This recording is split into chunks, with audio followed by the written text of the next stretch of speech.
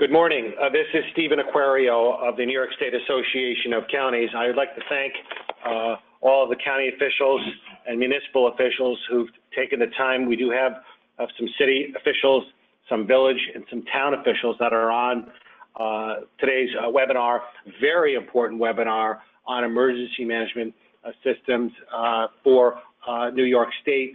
We're joined here today by PJ Keeler, the Columbia County EMS coordinator, and very grateful that PJ has put together some material for us to share with you.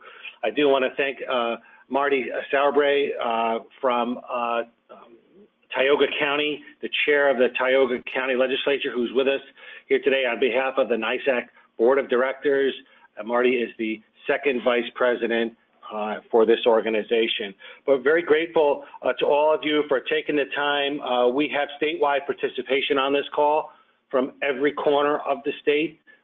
There's over 125 people that have registered for this event and multiple people in those rooms. So this definitely shows the association and all of us around the state just how important this issue is for the public, and how we serve our communities, both with volunteer fire and emergency management systems, is very important. We definitely have a fragmented system. It's county, municipal specific around the state.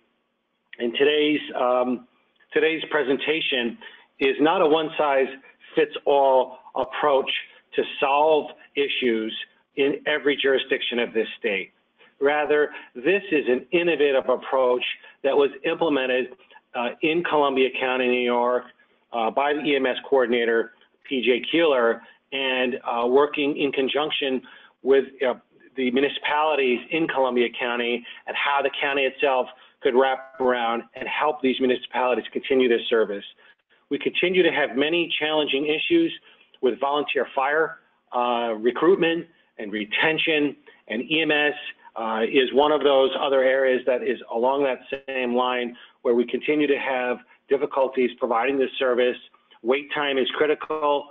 The use of 911 dispatch, how we're funding 911 dispatch, enhanced 911, next generation 911, all of these issues continue to be very important as we go forward over these next few years.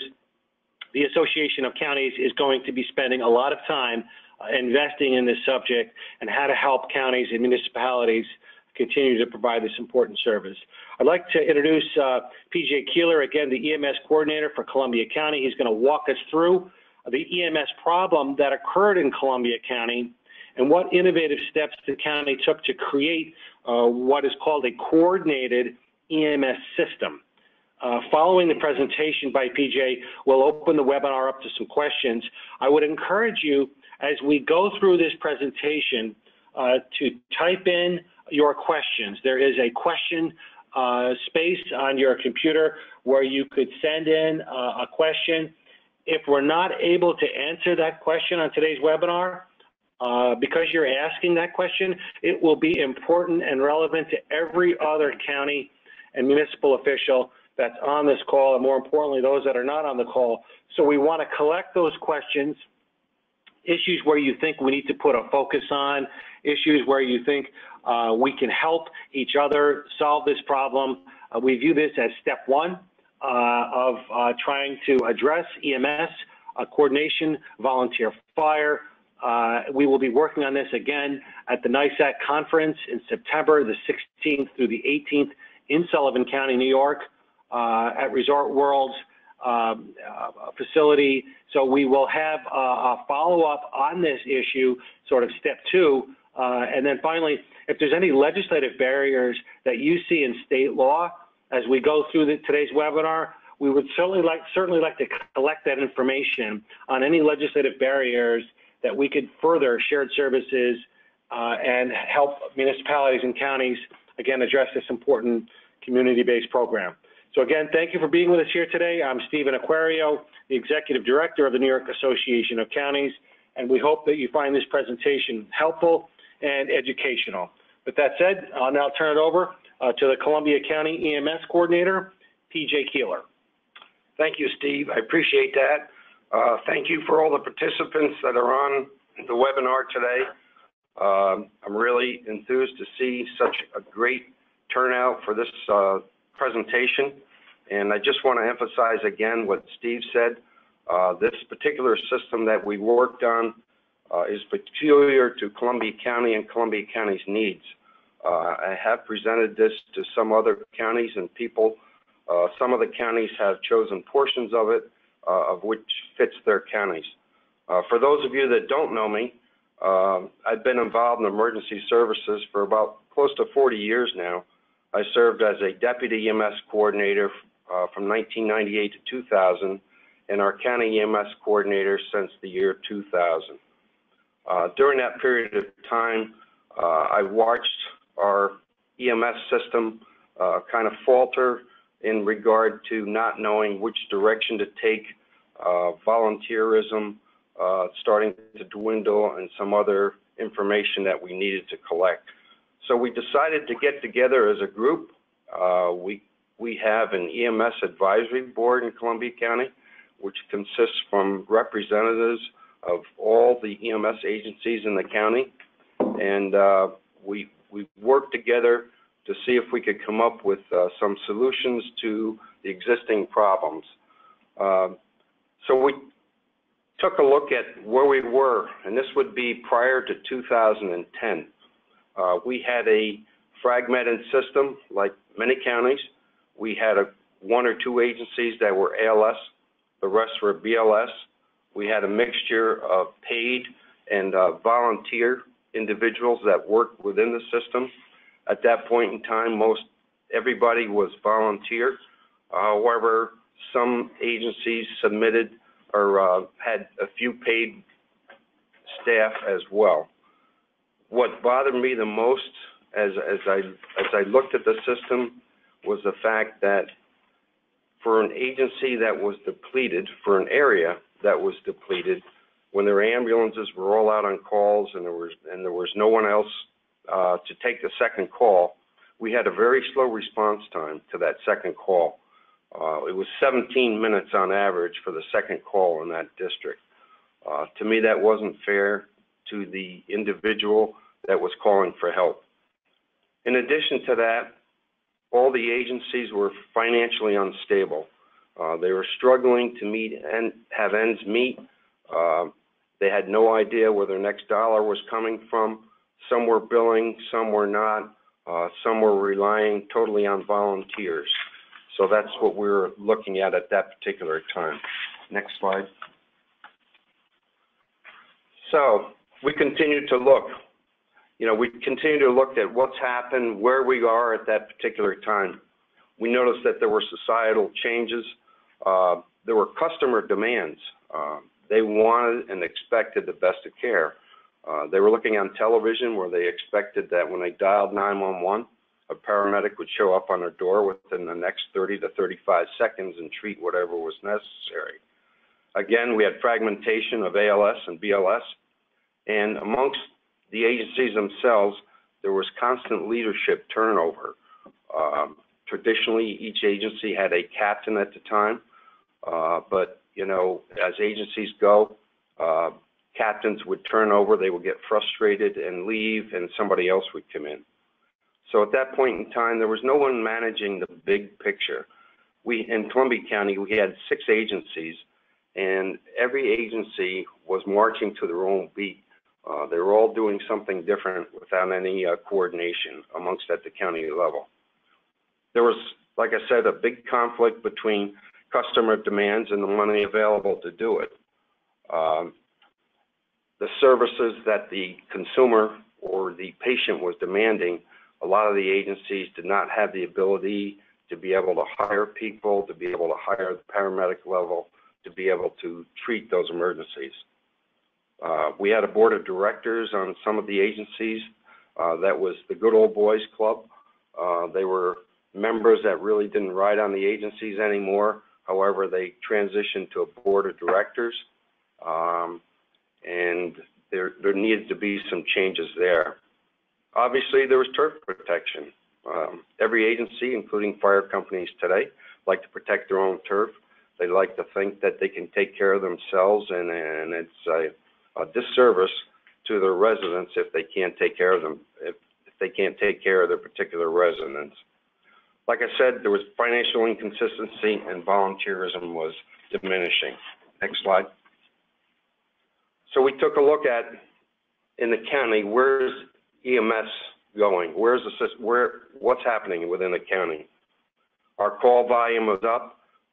We had increased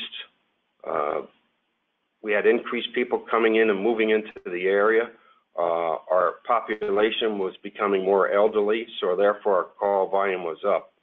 Again, there was increased customer and regulatory demands coming down from the state.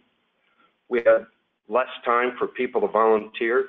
Traditionally in Columbia County, we were a manufacturing county, and we had people that could leave their business and come out and take an ambulance call.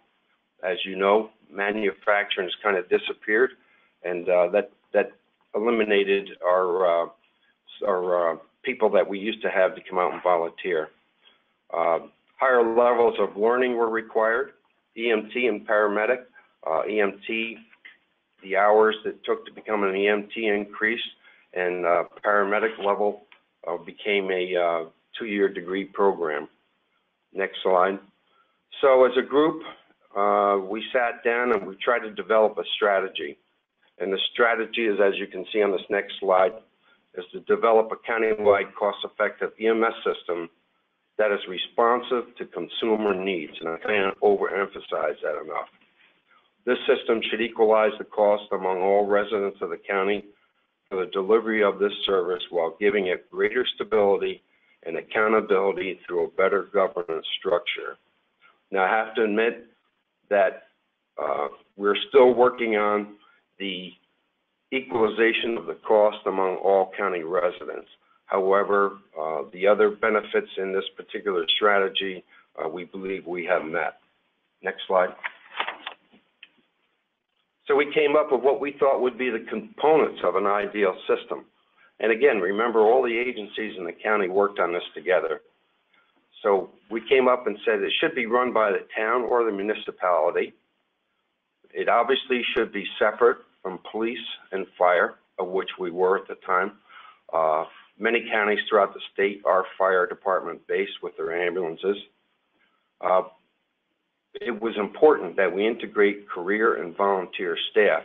We're a rural community in Columbia County, so that volunteerism plays an important role in especially supplementing the needs when the demand is there. And it had to be supported by taxes and user fees. At that time, some agencies were billing for their services and some weren't, hence the financial instability that they had. Must meet national standards, and most importantly, there should be continuous quality improvement with the oversight from a medical director. Now, I believe at that time, all the agencies did have a medical director, but we felt that if we created a system, we should have a medical director that would give us and lend us the oversight to the system as well. Next slide. So when we designed our system, we asked 3 questions. We said, number 1, is it technically possible? Well, we worked with New York State at the time, and we were told many times and said, we don't believe that you're going to be able to do the type of system that you're trying to design. Well, thank God, we had some proponents on the Bureau of EMS that said, you know, we need to make some changes, and we need to see if we can make this happen. Second question was, is it administratively feasible? In other words, who would run the system? How would it run? How would it be controlled? What mechanisms would have to be put in place to be able to do this? And third, probably one of the most important things, is it politically acceptable? In Columbia County, we have supervisors in each of our towns. They together as a group make up the Board of Supervisors for our county. But again, if you go back to the turf protection that was in place at the time, they were being lobbied from some of the agencies saying, you know, we don't think this system would work. We need to continue to service our patients as we are. we think we're doing a good job, even though at the time it wasn't true. We needed to allow for parochialism. We needed to allow for the individual members in these departments to have a voice in this system.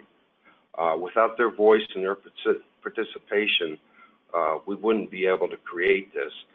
I felt that it was very important that it would be all-inclusive, because the people that were going to be involved in the system, if they had a voice in the system, they would take ownership of it as well, which is extremely important.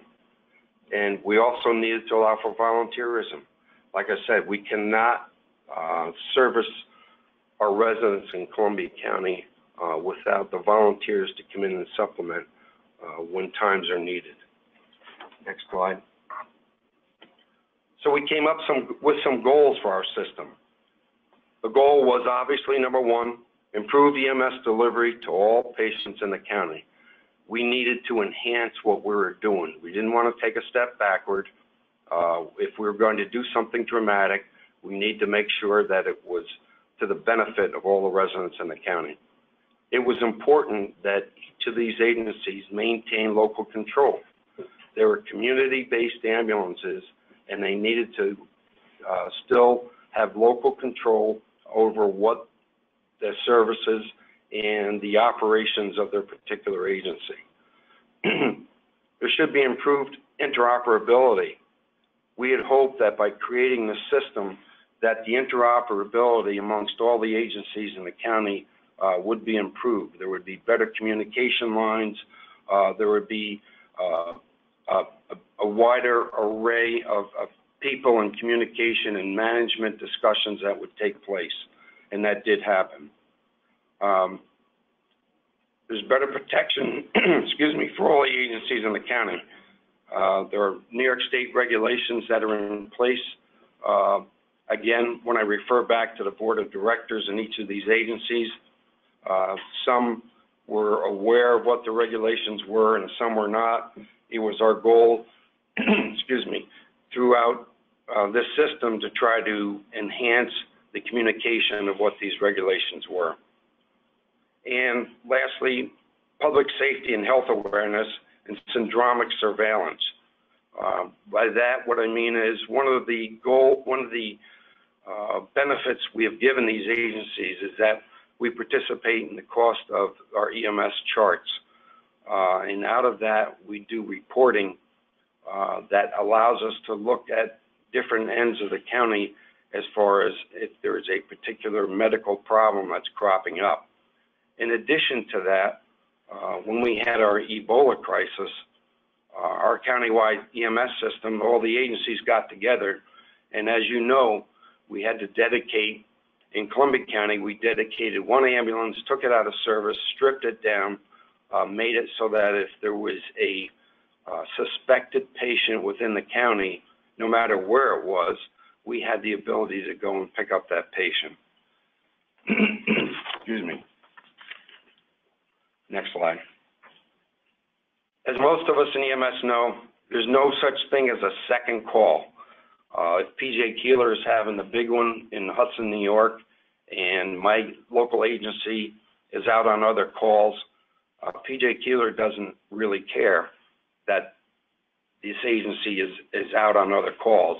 I need an ambulance. So every patient that calls, it's a first call for that patient. So we looked at, okay, what if the county went in and applied for the CON?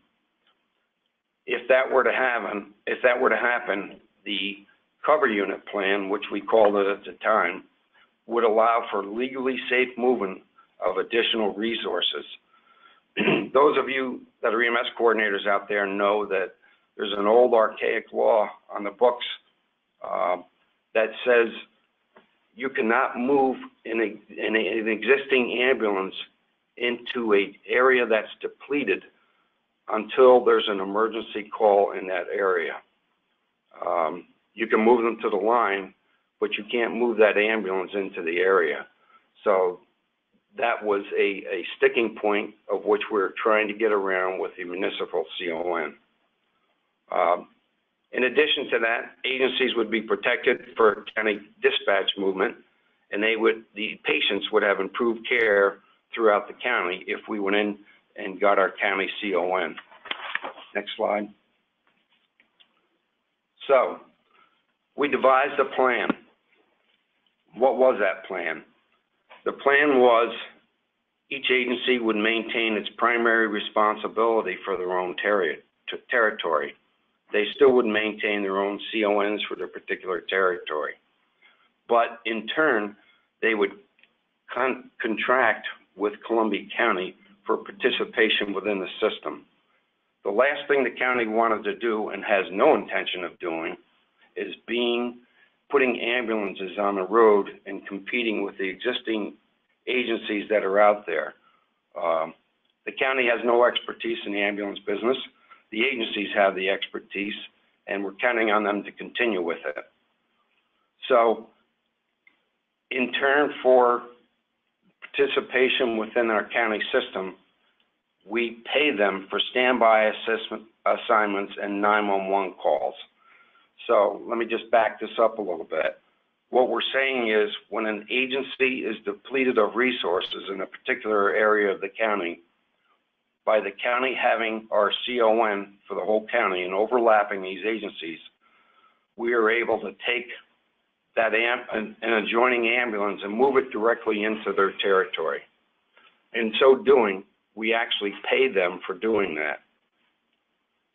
If, when they are in that territory and there's a 911 call, we actually pay them for that call as well, no matter if they get paid or if they don't get paid.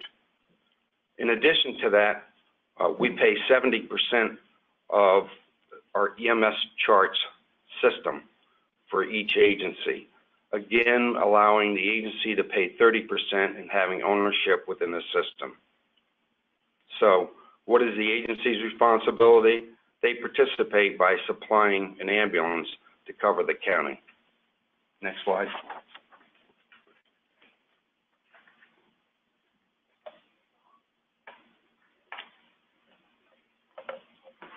So, what were the county goals?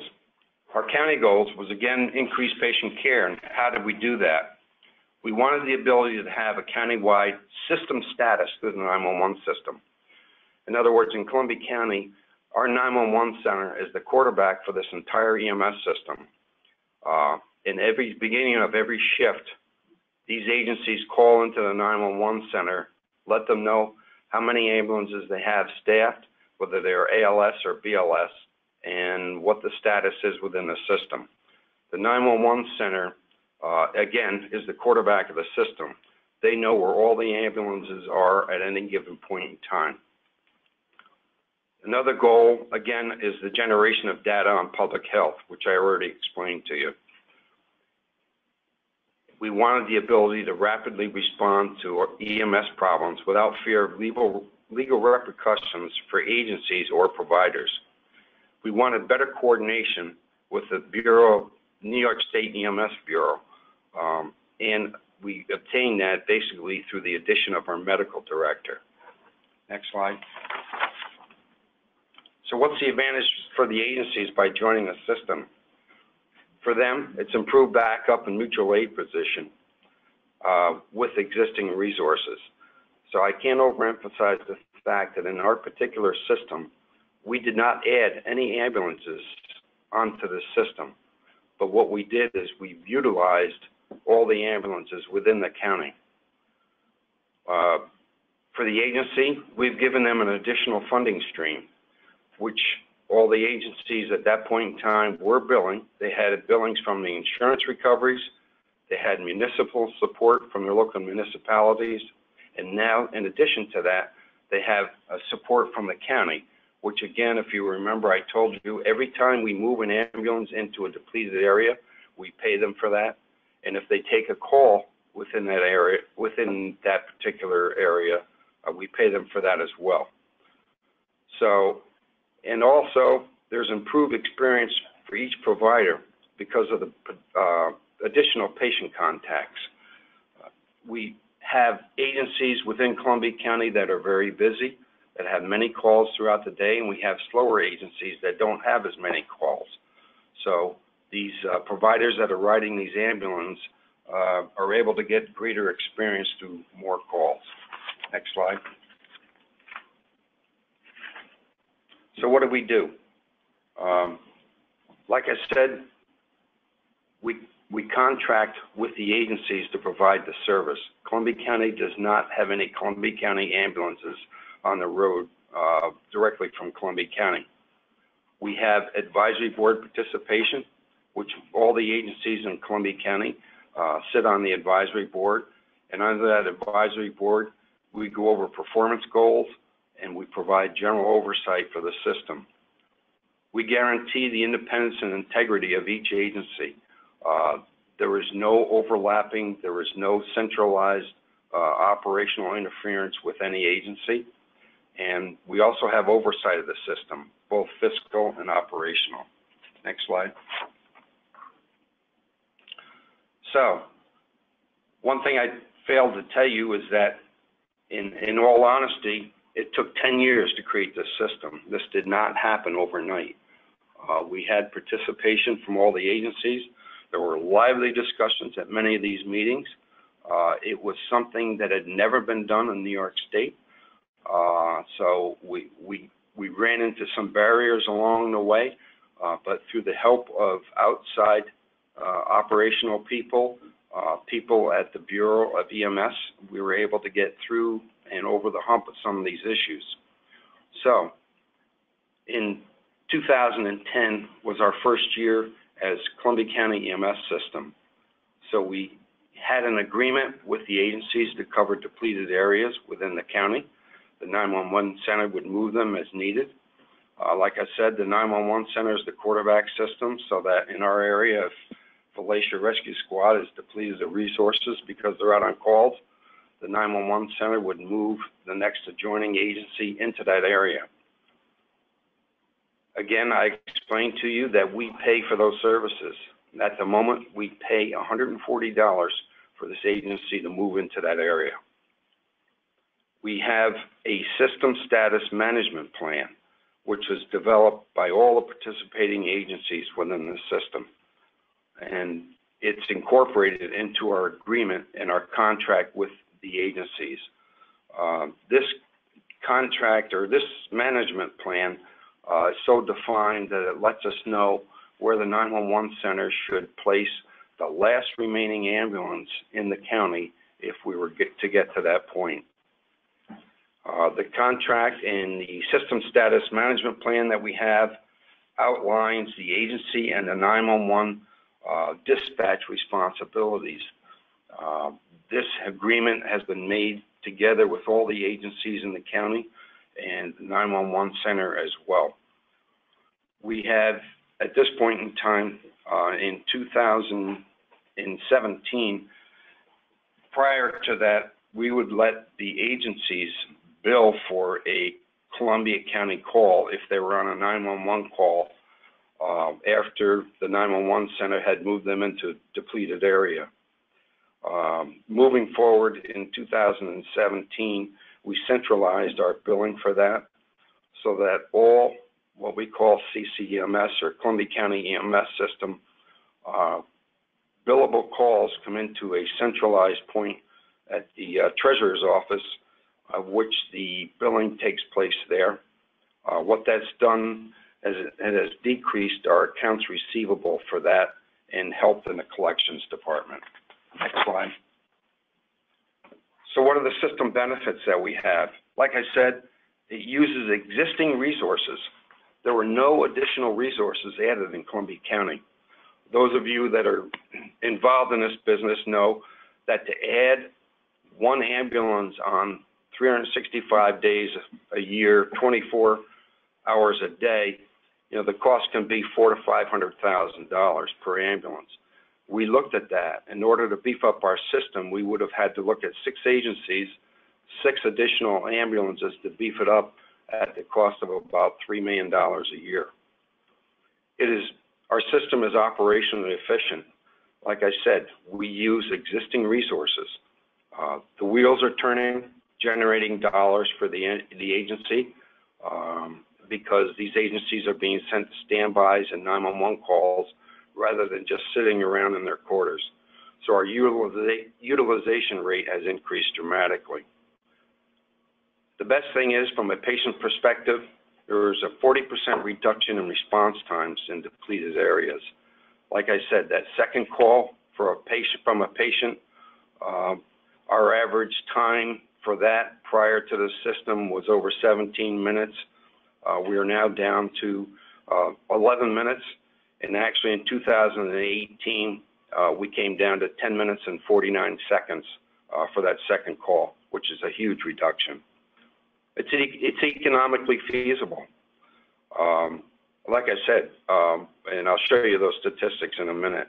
And another benefit is that we now have a structure in place for future needs. I told you about the Ebola. If anything else were to come up, we can get together as a group, and under our countywide CON, we can do it as a group versus an individual agency. And we also have a structure in place for servicing shuttered agencies. At the time, we had 6 agencies. We are now down to 5, and our structure is in place so that if an agency decides that they can't do this anymore, we have responsibility, and we also have the CON in place where we can assign or split it up amongst our existing agencies. Next slide. Our statistics, you'll see in 2011, we had 1,476 standby assignments. That means an agency and a portion of our county was depleted of resource. So we sent an ambulance there 1,476 times. That number has now increased to 2,721 in 2018. So about 7.5 times a day, the 911 center is sending a standby agency into a depleted area. Next slide. While they are in that area, in 2018, there were 480 911 calls in that area. And again, remember, that was at the reduced response time from 17 minutes down to just under 11 minutes. So about 20% of the time when we have an agency in a depleted area, there's a 911 call in the area. It was kind of heartwarming. Our first day in this countywide system, there was a motor vehicle accident with critical injuries that happened. Our response time to that particular call was 3 minutes versus 17. And in fact, it's documented that lives were saved because of that. So that was heartwarming and just further enhanced the existence of this system. Next slide. More statistics. Our average duration, in other words, from dispatch, when 911 center sends an ambulance to another agency that's depleted, the standby is about 57 minutes. If there's a 911 call in that particular area, the average time that ambulance takes is about 76 minutes. I told you that our average response time to these 911 calls it's now under 11 minutes versus 17 minutes prior to that. Next slide. Probably the most critical portion everybody's asking is how much this system cost. Our yearly expenditures, and this is in a line item budget under the EMS coordinator's budget, our yearly expenditures are about $600,000. Less the revenue that we receive from the centralized billing that we do. So our total cost in the system is approximately $350,000 to $400,000. That's for the entire system for Columbia County. Now just refer back to what I said, what it would cost to add one ambulance to one agency per year. That's the cost of doing that. And again, we have many benefits derived from this. Next slide. Just a couple of points before we get into questions. Like I said, this was not easily developed. It took us 10+ years to do that. We are in our 9th year as we speak. Has there been problems with the system, I would say that there's not problems. However, there are certain adjustments that this system needs to take place. We're in a process right now reconvening as an EMS advisory board. We, like any other county in New York State, are having staffing problems. And together with that, we're trying to do the same service with less resources than we had in 2010. So we're looking at different ways and means to try to address that. Again, we don't have solutions yet, but we have a couple of ideas. Remember that the agencies that we contract with are guaranteed independence and integrity as participants in the system. They are primarily responsible for routine coverage in their territory. It's hugely important. Again, they contract to participate in the countywide system, and the 911 is the quarterback of the system and moves the agencies around as needed. The operational guidelines that we use in the system are a conglomeration of all the agencies involved, agreed upon terms. They are incorporated into our contract that we send from the county to these agencies to sign. The county, again, is like everyone else out there. We have to renew every 2 years. And one of the things that we do as a county through the 911 center is that we look at both geographical and chronological demands.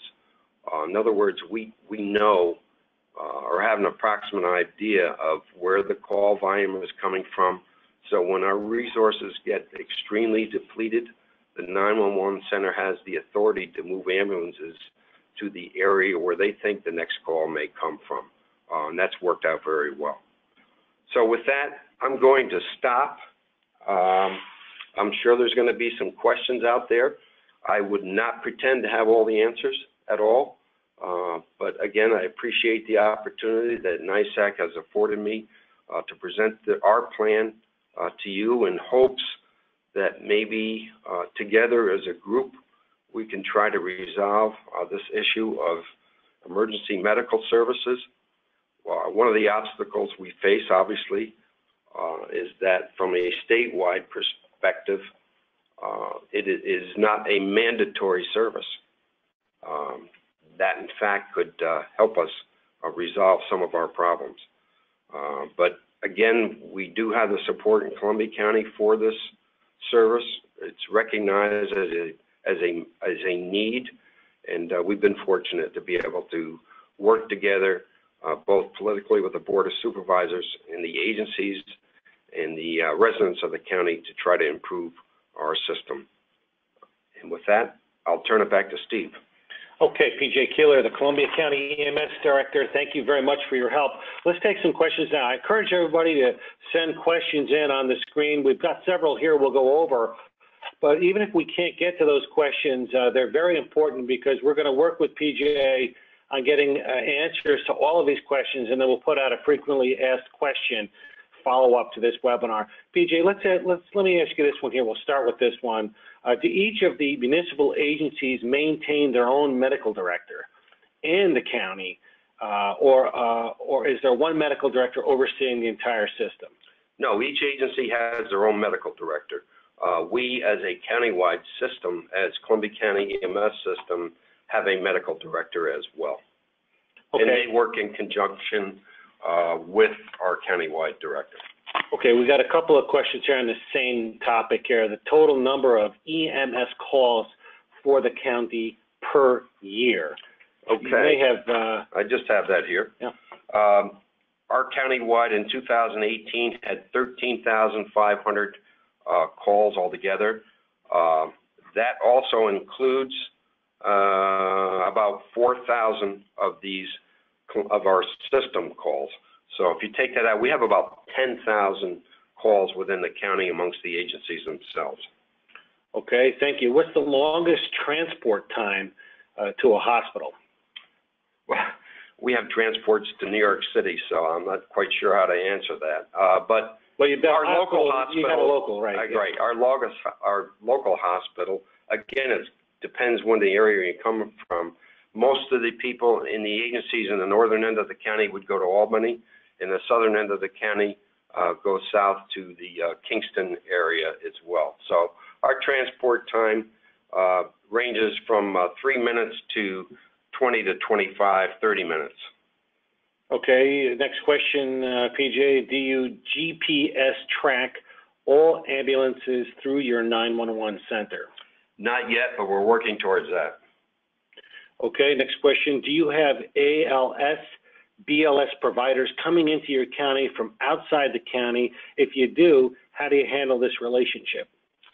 Basically, at that point in time, we still have a mutual aid plan in effect, so that if we run out of resources in our county and we need to pull providers in from outside counties, we fall back to our mutual aid plan. These people are not paid. However, it is reciprocal as well. We do take our agencies and support adjoining counties as well. PJ, question is, how much do you pay the agencies to, quote, stand by and to take a call?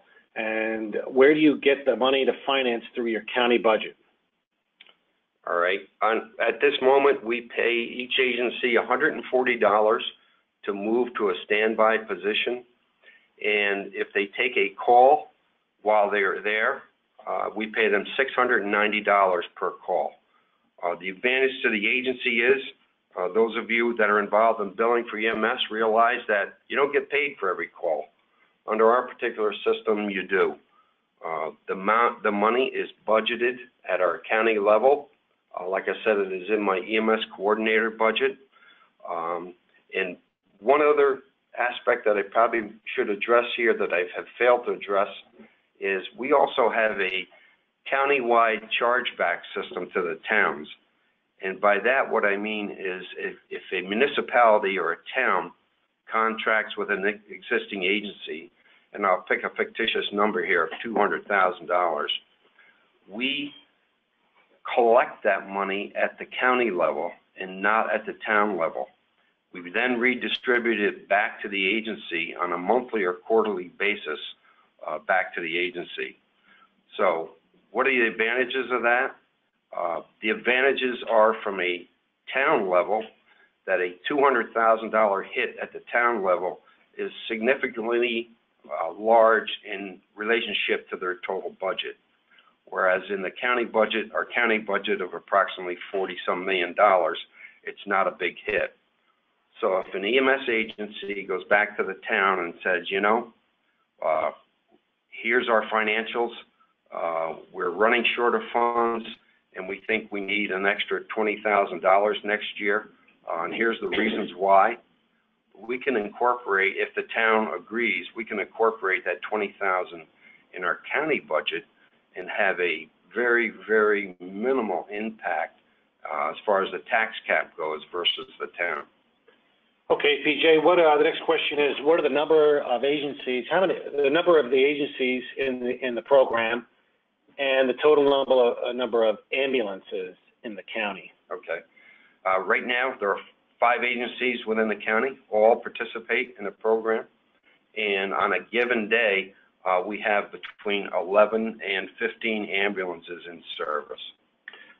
Next question is, how many agencies, this county is reporting that they have municipalities or agencies that have only one ambulance, so they would not be able to be sent to another town to cover. How would that type of scenario fit into your system? In our particular system, like I said, all agencies participate, and you have to remember what's good for the goose is good for the gander.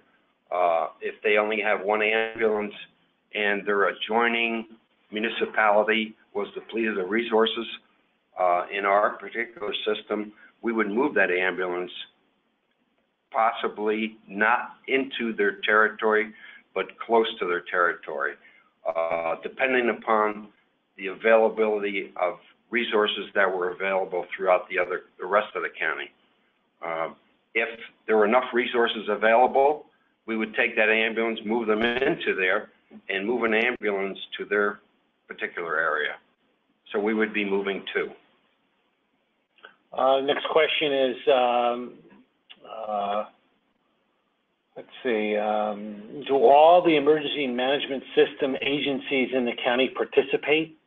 Are there any paid, any private service in the county that is not a party to this solution? All agencies in the county participate. We have one commercial agency that participates as well. Next question is, does the 13,500 calls include routine transport within and outside of the county? Example, to and from the doctor or to a dialysis call. That's correct. There's about 2,000 transports included in that number. How does the county have an ambulance certification without an ambulance attached to that certification? Pretty good question. That's the reason it took us 10 years to be able to get that. We worked through the Bureau of EMS, through their state attorneys. You'd have to ask the Bureau of EMS how that happens. But again, we contract with the existing agencies as the transporting agencies. So my suggestion would be work with the Bureau of EMS. Next question is, does the CCEMS, I imagine that's the Columbia County EMS, contract with the county establish standards for staffing, response time, and do the contracted services have to meet those standards to get paid by the county? No, those standards are held by the agencies themselves, and we have not had a problem with that through effective communication at our advisory board meetings and our communications with the agencies themselves. PJ, who pays for the staffing of the provider, the individual agency? And how do you incorporate an all-volunteer agency into the system or volunteers into a hybrid paid/volunteer agency? Wow, that could be a day-long discussion. Let's see, let's take one aspect of that. Who pays for the staffing of the providers? Okay, the individual agency pays for their own providers. The county does not pay for the provider. The only revenue the county provides are the standbys and the calls that they take while they're in our system. Next part is, how do you incorporate an all-volunteer agency into the system? It doesn't matter in our system. When our system is depleted of resources, we take BLS services, we take ALS services, we take anything that we can get at the time. To me, definitive care is an ambulance transporting to an emergency room. And again, I'm sure in this particular system, if we had an all-volunteer agency, they would gladly take the revenue that was attributed with it. PJ, next question is, what product or system did you use to develop the SSM plan? Was there a particular software or a program that you used to create this? No. How did you pull it all together? We pulled it all together just by communication among the agencies and ourselves, together with a 911 system. We created our own plan. There's no software system out there that we used. Next question is, do all of your agencies use the county agency number or the number from that agency? That's probably talking about billing. In particular, right now we have centralized billing so that billing comes to the county and the county has its own billing number. Let's clarify something here for our listeners today, some terminology overlap. Is this an emergency management system or an emergency medical services system? That's always the crutch. It's emergency medical services. Emergency management is an entirely separate department. Okay, right. This is not a local emergency management issue coordinating with the State Office of Emergency Management. No, it's not. This is an emergency medical services system. That's correct. Thank you. Excellent clarification. How large in the county in square miles, and how many residents do you serve? I don't have that number available, square miles. We have about 63,000 residents within the county. Do the providers have benefits in retirement? Are they paid providers or are they municipal employees? How does that work? Okay, they are not municipal employees. They are paid from their individual agencies, and each individual agency, I believe, has different benefit packages. How many? And I'll stop right there. As we move forward, that's an issue that we are probably going to look at to see if there's something that maybe we could do collectively. How many employees, either in the treasurer's office or billing office within the county, are dedicated to the EMS billing? It sounds like this question is asking, what does it take at a county to staff and operate or administer this program? Okay. There is actually one billing person within the treasurer's office itself that does all this EMS billing. And it approximately, out of a 35-hour work week, takes approximately 20 to 25 hours. Next question is, if there's a volunteer fire company running the ambulance, can they still receive a payment from the county through this program? That's a question that's above my pay grade. You'd have to take that up with the state. Okay. You mentioned that your county contains 5 agencies and a total of about 10,000 calls per year. How do you think this would fit with a larger county? For instance, like Monroe County out in western New York, 20 transporting agencies, with many of them having 1,500 calls each. What's the transferability of this type of program from a rural community like Columbia to a more urban county? Is it applicable? I think it's very applicable. Again, this is a template that you can use. The only difference I see is that I'm not sure in that particular county if you have multiple 911 dispatch centers within the county. Ours tends to be a little simpler because we only have one 911 dispatch center, which helps. However, using this template, you could use it and work with it. Let's take about 5 more minutes and bring this right up to about 11 o'clock, an hour for this. We set aside an hour. PJ, thank you very much. We're joined by PJ Keeler, the EMS coordinator for Columbia County, reviewing an EMS program for Columbia County. How many counties in New York State have adopted this plan or come close to using pieces of it or certain components of it? It sounds like you don't have to do the whole thing, but you might be able to use different components of this plan. Yes, that's for sure. Again, this is what fit in Columbia County. Like I said, we're 9 years into this program. We're reevaluating again. Is it going to change completely? The answer is no. However, we're struggling with staffing and resources like any other county, and we're going to tweak this program to see what adjustments we need to make sure that it continues successfully.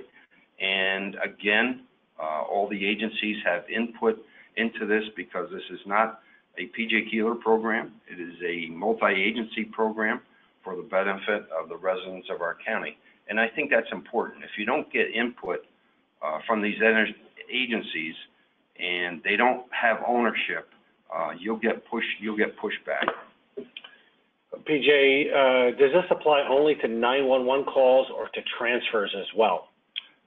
It applies only to 911 calls. However, there are, in our contracts, there's an agreement that an agency will not take its last ambulance out of service to do a transport until there's such time that there's resources available to do that. How about agencies, municipal agencies? Are they committed to maintaining their equipment in optimal operating condition? And the same with personnel certifications and credentials? Yeah, if they're New York State certified, they have to meet those standards. All our agencies in Columbia County are certified and meet those standards.